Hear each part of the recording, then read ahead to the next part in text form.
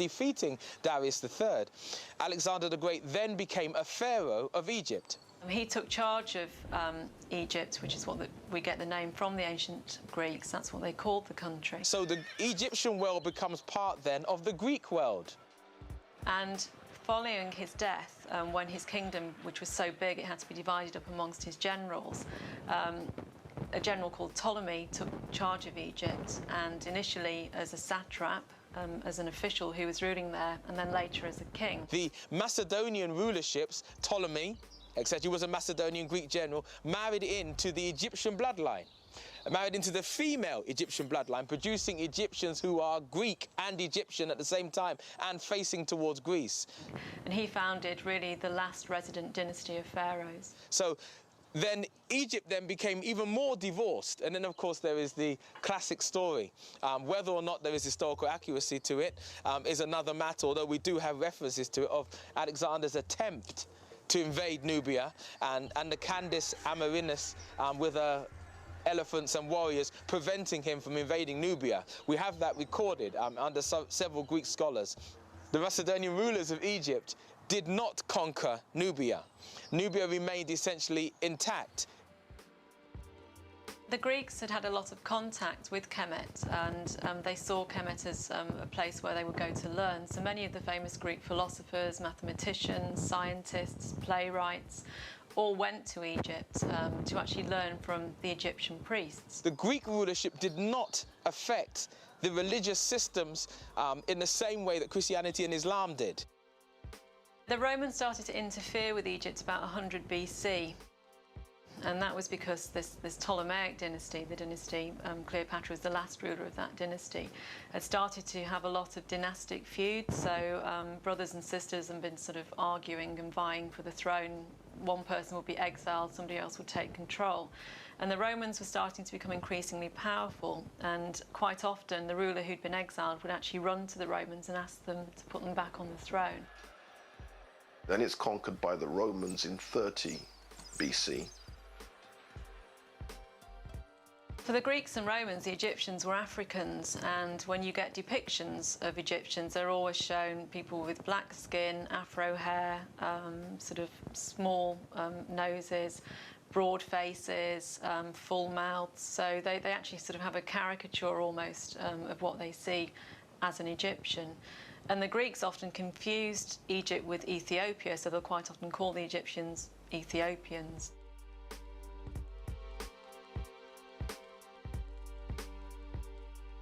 So obviously somebody with a dark face.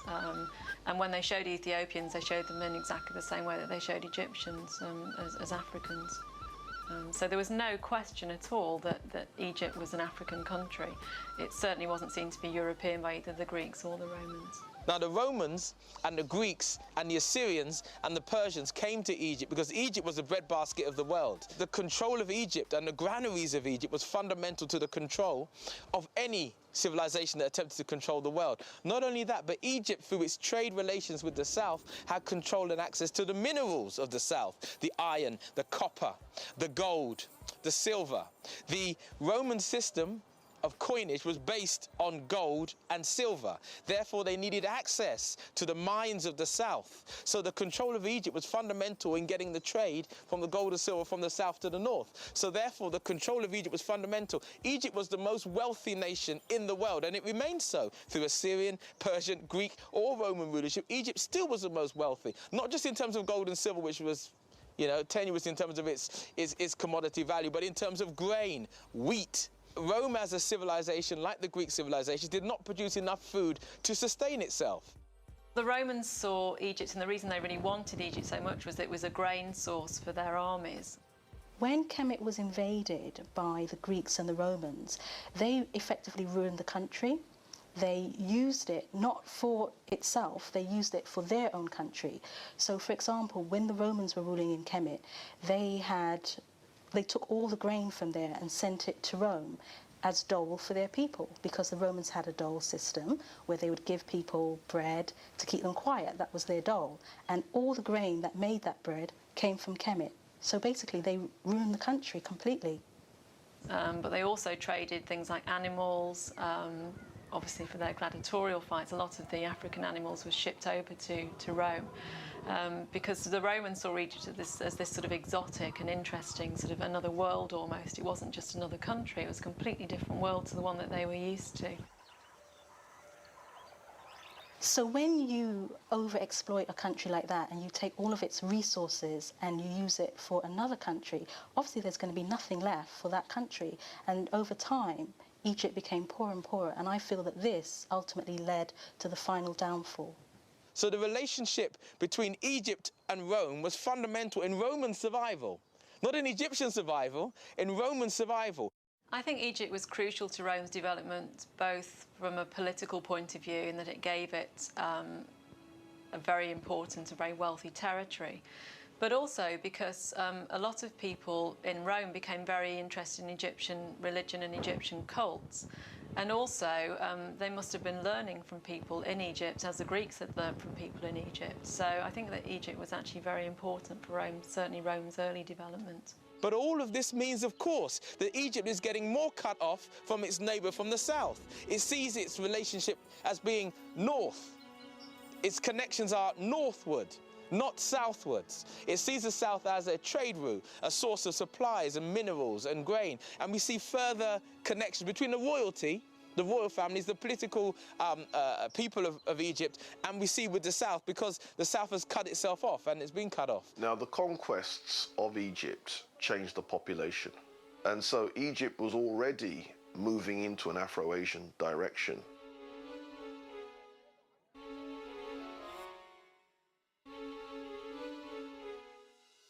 The calendar was actually adopted by the Romans. They decided to adopt the Egyptian calendar, so we've actually taken that from obviously the Romans, then spreading throughout Europe. So actually Rome's quite a key and important player in us today learning about ancient Egypt, because it adopted so many different parts of its knowledge and culture and was very, very keen to promote it. So as Rome tightens its hold on Egypt, and the failed attempt by Cleopatra and Julius Caesar to produce a line of individuals, that line being destroyed by Octavian or Augustus Caesar. And at that point, finally, Egypt loses its last resident ruler, Cleopatra. The line of pharaohs abolished. It's at that point that we have the end of dynastic Egypt under Roman rulership. And it was after that point, when Rome takes control, that we start to, in many respects, I suppose, see the downfall of Egypt and the demise of Egyptian culture.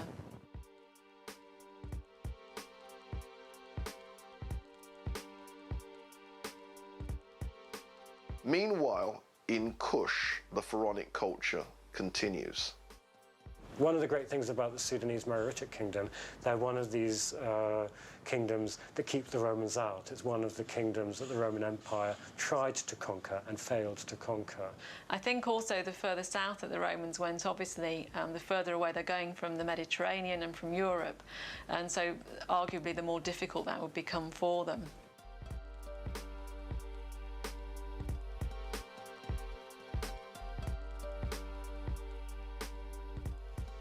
I'm standing in the center of the once great city of Miro. Behind me is a temple dedicated to Amun. Excavations done here in the 90s reveal temples with walls and statues covered with gold leaf, a remnant of Merowe's immense gold trade. At the heart of this ancient city, we find the remains of its spiritual center. Here, Amen was revered in temples of the highest splendor. When they moved here, they built another temple to this god, the largest, as I said, apart from Napata, in the Sudan, which unfortunately now is in a ruined state, as most of the site is. The royal city was walled with gates and towers. And one of the old sources makes it clear that the population of Meroe supported at least 200,000 soldiers and 4,000 artisans. And that would give us some kind of indication of what scale of city that we're talking about. Herodotus, the ancient Greek historian, made reference to a violet-scented fountain where people would wash and they would bathe in these aromatic salts. And the Liverpool expedition at the beginning of the 20th century excavated in Meroe and found that Herodotus was probably talking about this bath that shares affinities with the Roman bath.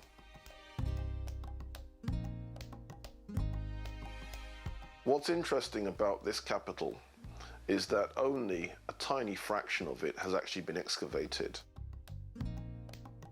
Perhaps I am standing right now on the ruins on the temple, which is still to be discovered.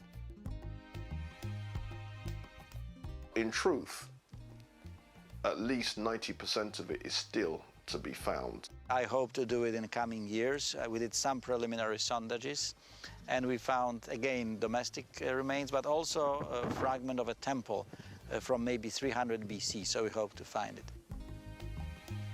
So we can only infer from the little bit that we've seen so far, and the little bit that we've seen so far is very, very impressive. Hidden under the desert surface of this ancient temple are the tile remains of its ancient modern beauty. Much of this area is covered with these types of tiles.